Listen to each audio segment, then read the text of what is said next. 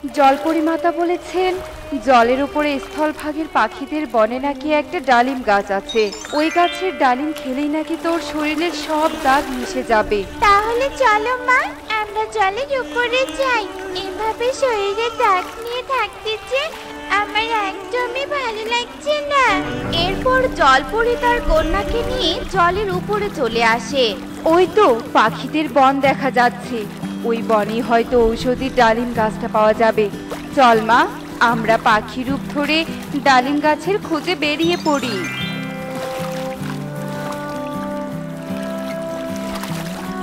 ওই তো তান্ত্রিককে পেয়েছি। তান্ত্রিককে জিজ্ঞেস করতে হবে যে ডালিম গাছটা কোথায় আছে। তান্ত্রিক বাবা, আমাকে একটু সাহায্য করুন না, আমরা যে বড় বিপদে পড়েছি। কি বিপদে পড়েছিস বল দেখি। এরপর জলপরি তান্ত্রিককে সব কথা খুলে বলে, আর তখনই সেই পথ দিয়ে ঈগল উড়ে যেতে তাদের সব কথা গাছের আড়াল থেকে শুনতে পায়। এই পাখিরা জলপরি, তাহলে তো এদের ধরে ফেলতেই হবে। এই বনের উত্তরের পাহাড়ের কাছে ওই ডালিম গাছ আছে। বনের কোনো পাখিদের সাহায্য নিয়ে সেখানে যাস, নয়তো পথ ভুলে অন্যদিকে যাবি। আচ্ছা ঠিক আছে তান্ত্রিক বাবা, আমরা তাহলে আসি।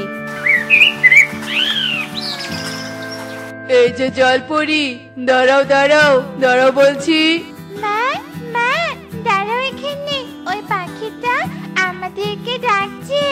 এ কি পাখি, তুমি কিভাবে জানলে যে আমরা জলপরি? তান্ত্রিক আমাকে বলেছে, আর তোমাদের সাহায্য করার জন্যই তান্ত্রিক বাবাই আমাকে পাঠিয়েছে।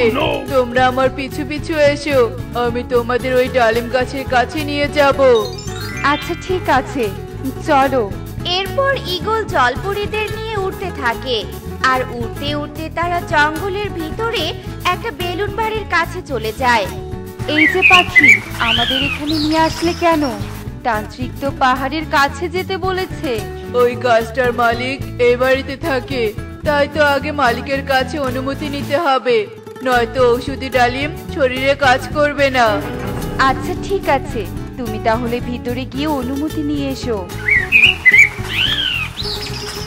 কি ব্যাপার ঈগল, আজ কয়টা পাখিকে ধরে এনেছিস?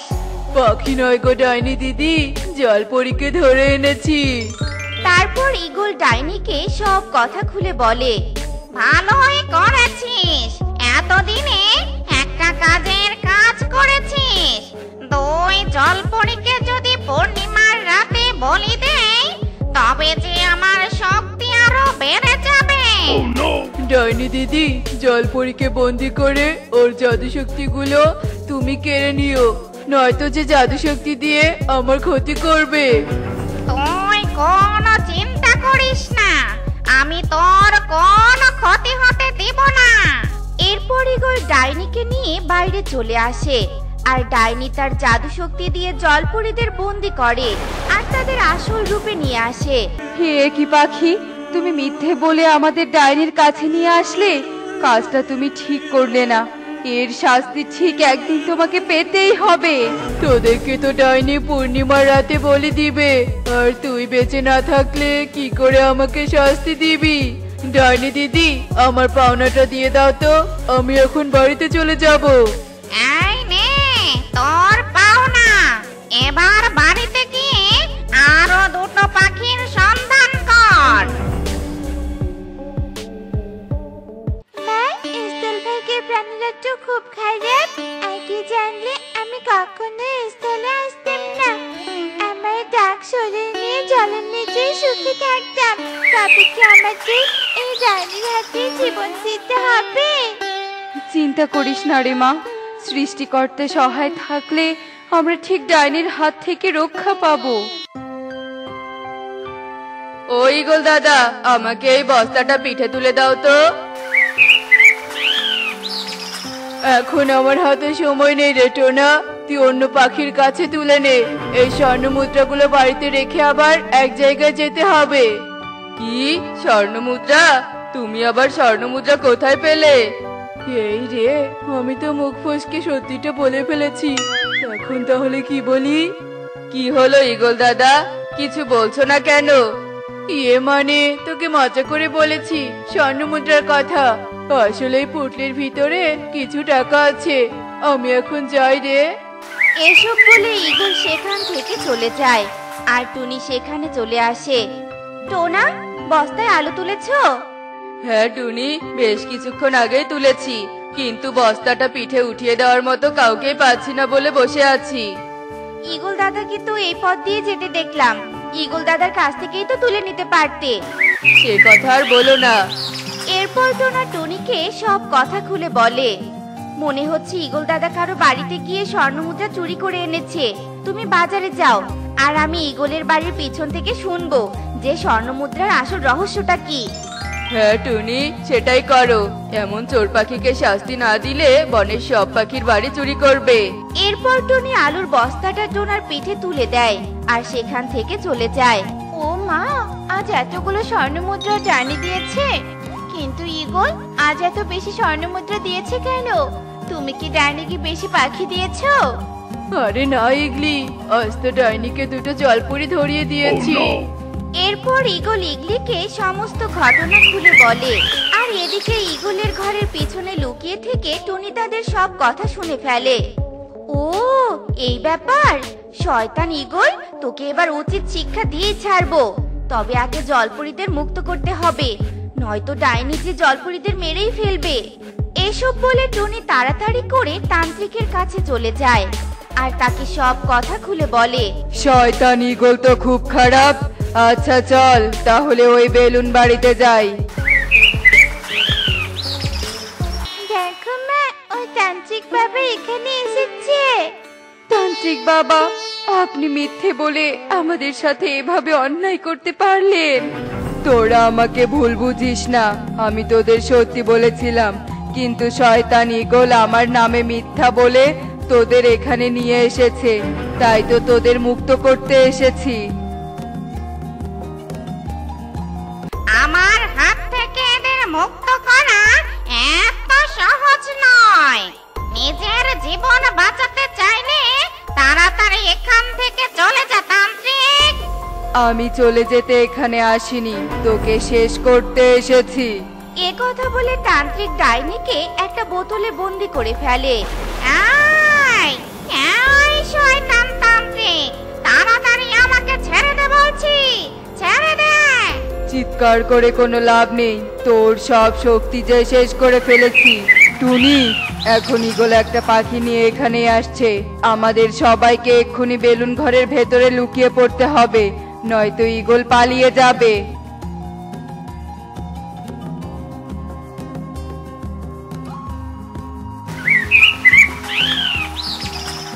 এই বাড়িতে একটা দিদি থাকে, আর ওই দিদি তোকে অনেকগুলো চকলেট দিবে। তাই নাকি আঙ্কেল? তাহলে ওই মাসিকে তাড়াতাড়ি চকলেট আনতে বললো।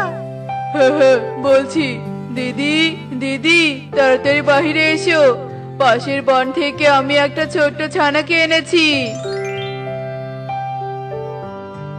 আগে তোকে চকলেট দেব, তারপর ওই ছানাকে দেব শয়তান ঈগল। ইয়ে মানে তোমরা সবাই এখানে কি করছো? সেটা তো তুই ভালো করে জানিস। তান্ত্রিক বাবা, এই পাখিকে কঠিন শাস্তি দিন। এরপর তান্ত্রিক জাদু দিয়ে ঈগলকে একটা সাপ বানিয়ে দেয়।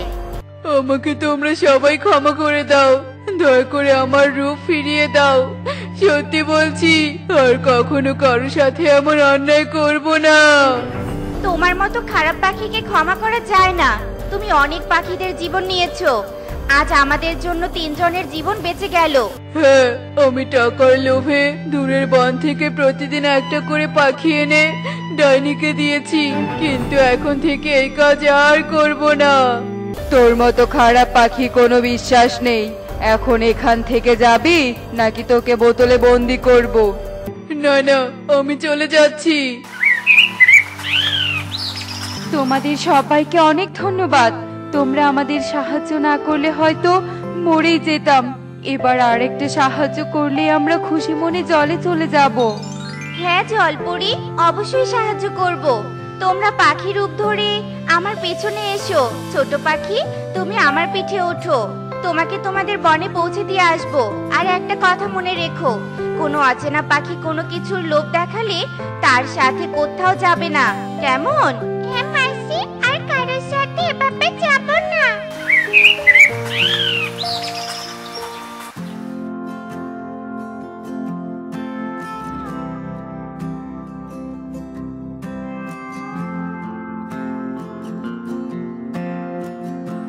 দেখো মা, দেখো আমার শরীরের সব দাগ দূর হয়ে গেছে। চলো মা চলো, এখন আমরা পাখি রূপ ধরে আমাদের রাজ্যে চলে যাই। হ্যাঁ মা, চল। আর টুনি, এই সোনার থালাটা তোমার জন্য। তোমার উপর খুশি হয়ে তোমাকে উপহার দিলাম। এখন আমরা চলি।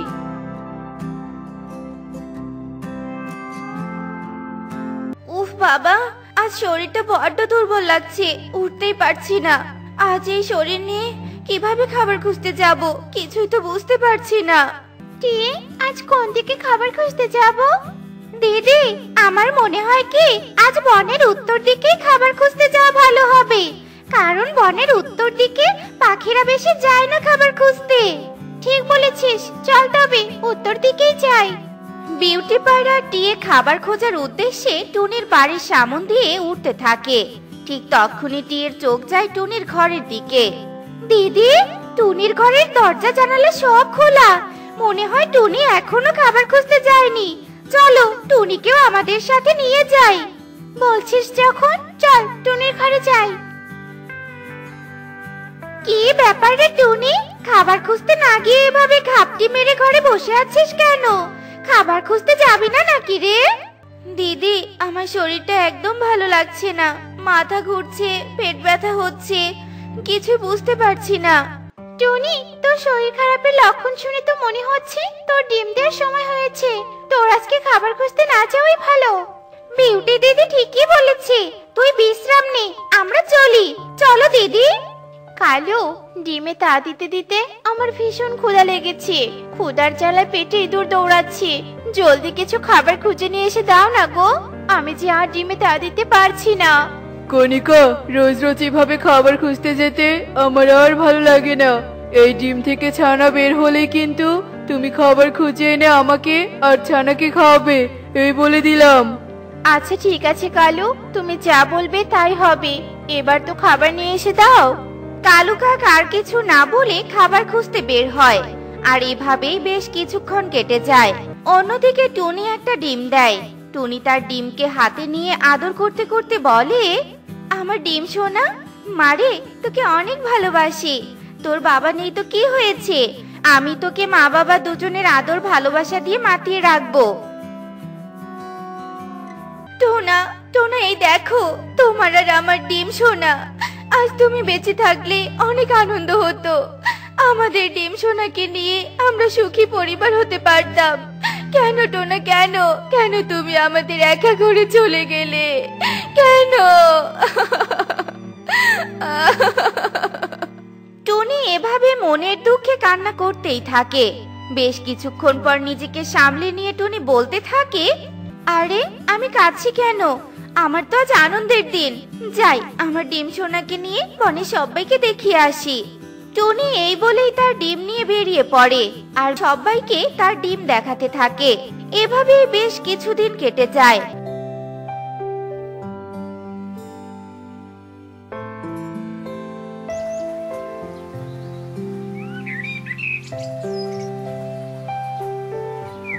এদিকে কণিকার ডিম থেকে একটা ছানা বেরিয়ে আসে। কালু, আমাদের ছেলে সন্তান ডিম থেকে বেরিয়েছে।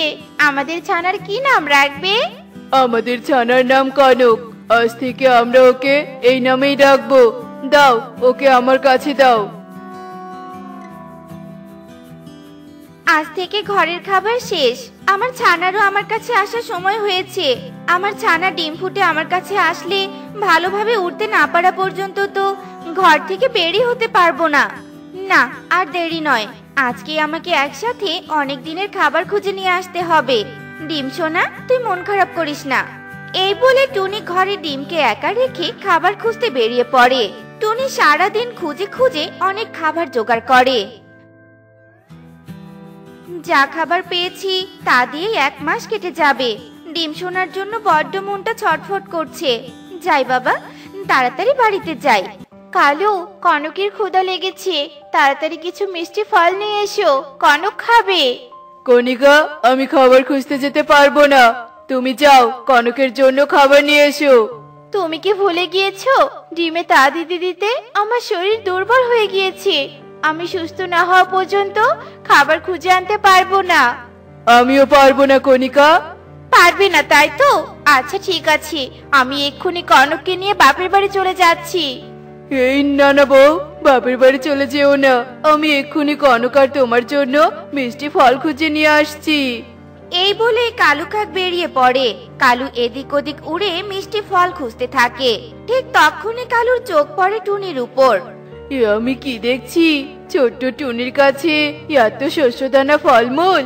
টুনিকে দেখে ভালোই হলো, আমাকে কষ্ট করে আর খাবার খুঁজতে হবে না, টুনির খাবারগুলোই ছিনিয়ে নিব আমি। হা হা হা হা হা। এই ছোট্ট টুনি, তোর কাছে এতগুলো খাবার কোত্থেকে এলো? তুই নিশ্চয়ই খাবারগুলো চুরি করেছিস তাই না? সত্যি করে বল, কার বাড়ি থেকে এতগুলো খাবার চুরি করেছিস? কি বলছো এসব কালু দাদা? আমি এগুলো চুরি করিনি। সেই সকাল থেকে অনেক কষ্টে খুঁজে খুঁজে আমি এগুলো সংগ্রহ করেছি, বুঝেছো? তার মানে তুই চুরি করিসনি? তবে চুরি কর আর না কর, তোর খাবারের উপর আমার নজর পড়েছে, এই খাবারগুলো আমাকে দিয়ে দে বলছি। কখনোই না, এই খাবার তোমাকে আমি কিছুতেই দিব না। তুই দে আর না দে, আমি ছিনিয়ে নিতে জানি। হা হা হা হা হা। বলে কালু টুনির দিকে এগোতে থাকে আর টুনি খাবার নিয়ে পেছোতে থাকে। কালু দাদা, হ্যাঁ একদম আমার দিকে এগোবে না, ভালো হবে না কিন্তু। বলতে বলতে টুনি খাবারগুলো নিয়ে প্রাণপণ উঠতে থাকে। টুনিকে উঠতে দেখে কালু ও টুনিকে তাড়া করতে থাকে। টুনি দাঁড়া বলছি, দাঁড়া, খাবারগুলো আমাকে দে, নয়তো আমি ধরতে পারলে তোর 12টা বাজাবো। কালু দ্রুত উড়ে টুনির অনেকটা কাছে চলে আসে। এই দেখে টুনি সাহায্যের জন্য চিৎকার করতে থাকে। বাঁচাও আমাকে, কালুর হাত থেকে বাঁচাও, কেউ সাহায্য করো আমাকে, কেউ সাহায্য করো। টুনি আর কালুর কিছুটা দূরে একটা গাছের ডালে তোতা আর কবুতর বসেছিল। ওরা টুনির চিৎকার শুনে টুনিকে সাহায্য করার জন্য টুনির কাছে চলে আসে। টুনি বোন, কি হয়েছে তোর? এমন করে চিৎকার করছিস কেন? দাদা, এই কালু আমার খাবার ছিনিয়ে নেওয়ার জন্য আমাকে তাড়া করছে। কিরে কালু, টুনি যা বলছে তা কি সত্যি? অবশ্যই সত্যি টুনি, ভালো ভালো বলছি, খাবারগুলো আমাকে দিয়ে দে। তোর সাহস তো হেপি রে কালু, আমাদের সামনেই একটা মেয়ে পাখির কাছ থেকে খাবার ছিনিয়ে নিতে চাচ্ছিস? তোকে তো মজা দেখাতেই হয়। এই তোতা, ধর কালুকে। মারো, বেশি করে মারো, যেন ভবিষ্যতে আর কোনো মেয়ে পাখির খাবারের দিকে নজর না দেয়। তোতার কবুতর কালুকে মারতেই থাকে। কালু ওদের হাত থেকে নিজেকে ছাড়িয়ে পালাতে পালাতে বলতে থাকে, টুনি মনে রাখিস, আমি এর প্রতিশোধ নিবই নিব। দাদারা, তোমাদের অনেক ধন্যবাদ, তোমাদের এই ঋণ আমি কোনোদিন শোধ করতে পারবো না। বনের কেউ বিপদে পড়লে তাকে সাহায্য করা আমাদের কর্তব্য। যা বোন, ঘরে যা। কি, ওই ছোট্ট টুনির এত বড় সাহস? কবুতর আর তোতাকে দিয়ে তোমাকে মার খাওয়ায়? আজ থেকে ওর উপর কঠোর নজর রাখবে, যেদিনই সুযোগ পাবে তোমাকে মারার প্রতিশোধ নেবে, এই আমি বলে দিলাম। যাও কালু, এখন বিশ্রাম করো, আমি দেখি কোনো খাবার পাই কিনা। এভাবেই বেশ কিছুদিন কেটে যায়।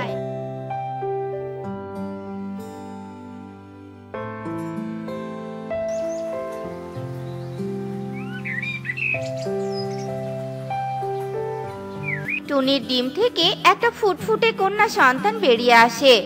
আমার টুকি সোনা, মা তোকে অনেক অনেক ভালোবাসবো। ডিম থেকে ছানা বেরিয়েছে, এবার এবার আমাকে একটা চালাকি করতেই হবে। জানো কণিকা, টুনির ছানা হয়েছে। আরে বাহ, এ তো অনেক ভালো খবর। এই সুযোগ টুনিকে একটা শাস্তি দিতেই হবে। হ্যাঁ কণিকা, শোনো, আমি একটা চালাকির ফোন দিয়ে এঁটেছি। টুনি ওর ছানাকে রেখে যখন খাবার খুঁজতে যাবে, আমি তখনই ঈগলের হাতে ওর ছানাকে তুলে দিব। কিন্তু কালু, তুমি যে বলেছিলে টুনি অনেক খাবার সংগ্রহ করে রেখেছে, তাহলে ও খাবার খুঁজতে কেন যাবে? যাবে বউ যাবে, খাবার খুঁজতে ঠিকই যাবে, কারণ ওর ঘরে সংগ্রহ করে রাখা খাবার সব যে আমি চুরি করবো। তাও আবার আজ রাতেই। এভাবেই দেখতে দেখতে দিনের আলো নিভে গিয়ে রাত নেমে আসে।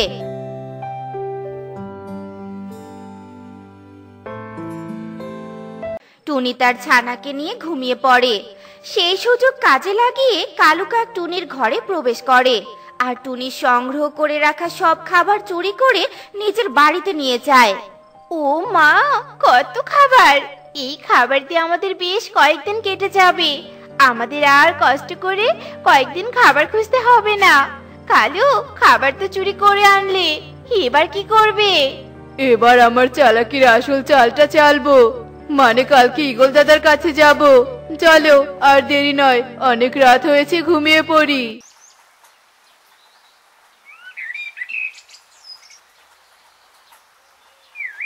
এ কি, ঘরে তো একটাও খাবার নেই। এত সব খাবার গেল কোথায়? হায় হায়, ঘরের জানালাও খোলা। তার মানে আমার সব খাবার চোর চুরি করেছে। চোর রে চোর, খাবার চুরি করার আর সময় পেলি না। আমার ছানা এখনো ঠিক মতো উঠতে পারে না, আর এই সময় আমার ঘরে আবার চুরি করা লাগে। এবার আমি কি করব? টুকিমা এখনো ঘুমিয়ে। এক কাজ করি, ও জেগে ওঠার আগে আমি খাবার খুঁজে নিয়ে আসি। যেই ভাবা সেই কাজ। টুনি তার ছানাকে ঘুমের মাঝে রেখে খাবার খুঁজতে বেরিয়ে পড়ে। কালু কাক কিছুটা দূর থেকে এই দৃশ্য দেখে বলে, বেরিয়েছে, চালাকি কাজে লেগেছে। এখন শুধু ঈগল দাদাকে ডেকে আনার পালা। ঈগল দাদা, ঈগল দাদা, তোমার জন্য একটা সুখবর এনেছি। সুখবর? আমার জন্য সুখবর? বল দেখি শুনি, কি সেই সুখবর? দাদা, টুনি বেশ নাদুস নুদুস একটা ছানা দিয়েছে, আর ওই ছানাকে ঘরে রেখে ও খাবার খুঁজতে বেরিয়েছে। তুমি তাড়াতাড়ি গিয়ে ওই ছানাকে তোমার ব্রেকফাস্ট বানিয়ে নাও। সত্যি বলছিস? তাহলে আমি এক্ষুনি যাব। টুনি, চালাকি করে তোর সংগ্রহে সব খাবার চুরি করেছি, যাতে তুই তোর ছানাকে রেখে বাহিরে বের হোস। আর এখন ঈগলকেও পাঠিয়েছি তোর ছানাকে খেতে। এবার বুঝবি ছোট টুনি, কালুর সাথে পাঙ্গা নেওয়ার মজা। কালুর বলা প্রত্যেকটা কথা টুনি শুনতে পায়। তার মানে সব চালাকি কালুর। ওদিকে ঈগল যাচ্ছে আমার ছানাকে খেতে। না না, ঈগলের আগে গিয়ে আমার ছানাকে বাঁচাতেই হবে। টুনি সেখান থেকে দ্রুত উঠতে থাকে তার বাড়ির দিকে। বেশ কিছুক্ষণ পর টুনি ঈগলের আগেই তার বাড়িতে পৌঁছে যায় আর তার ছানাকে অক্ষত দেখে। আমার ছানা, আমার ছানা ঠিক আছে। হে বিধাতা, হাজার হাজার শুকরিয়া তোমার কাছে। কালু, আমাকে তোর চালাকির ফাঁদে ফেলতে চেয়েছিলি তাই না? এবার দেখ তুই কিভাবে নিজেই নিজের চালাকির ফাঁদে ফেসে যাস। টুনি তার মেয়ের মতো একটা পাথরের মূর্তি এনে ঘরের মাঝে রেখে দেয়। কাজ হয়ে গেছে, চল মা, এখান থেকে আমরা পালিয়ে যাই। এই বলে টুনি তার মেয়েকে নিয়ে সেখান থেকে পালিয়ে যায়। কিছুক্ষণ পর ঈগল টুনির ঘরে প্রবেশ করে আর টুনির ছানারূপী পাথরের মূর্তি দেখে খুশি মনে যেই না কামড় দেয়, তখনই তার সব দাঁত ভেঙে যায়। ও মা গো, ও বাবা গো, এ তো ছানা নয়, এ তো পাথরের মূর্তি। শয়তান কালু কাক, তুই আমাকে এভাবে ঠকালি, তোকে আজ আমি ছাড়বো না। ঈগল সেখান থেকে উড়ে কালুর কাছে চলে আসে। কালু ঈগলকে দেখে বলে, কি ব্যাপার দাদা, খেয়ে বেশ শান্তি পেয়েছো তাই না? শান্তি না ছাই, তোর জন্য আমার সমস্ত দাঁত ভেঙেছে। আজ আর তোর রেহাই নেই রে, রেহাই নেই। নয় হ্যাঁ, টুনির ছানা খেতে পারিনি তো কি হয়েছে, তোকে আজ আমি স্যুপ বানিয়ে খাবো। ওরে বাবা, কালু পালা রে পালা, বাঁচতে চাইলে পালা। এই বলে কালু উঠতে থাকে আর ঈগলও কালুকে তাড়া করতে থাকে। অন্যের জন্য চালাকির ফাঁদ পেতে সেই ফাঁদে আমিই পড়লাম। বেঁচে থাকলে আর কখনো অন্যের ক্ষতি চাইবো না। ঈগল দাদা, ক্ষমা করে দাও। দেখলে তো বন্ধুরা, অন্যের ক্ষতি চাইলে উল্টো নিজেরই ক্ষতি হয়। তাই আমরা কখনো কারো ক্ষতি চাইবো না, সব সময় সবার ভালো চাইবো আর সবাইকে উপকার করব। তো বন্ধুরা, এমনই সব মজার মজার শিক্ষণীয় টুনি পাখির গল্প পেতে আমাদের পাশেই থেকো। আর গল্পগুলো কেমন লাগছে তা কমেন্টে জানাতে ভুলো না কিন্তু। Bye bye.